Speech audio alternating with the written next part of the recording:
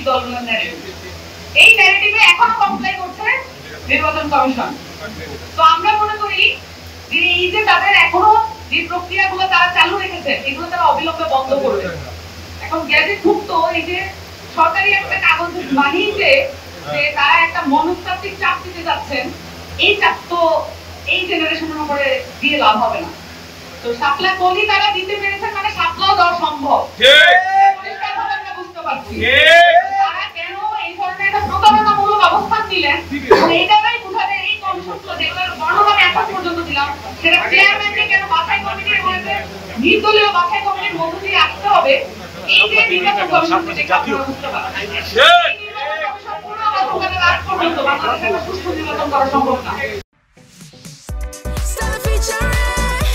Next level, well done, side by side, Fridge.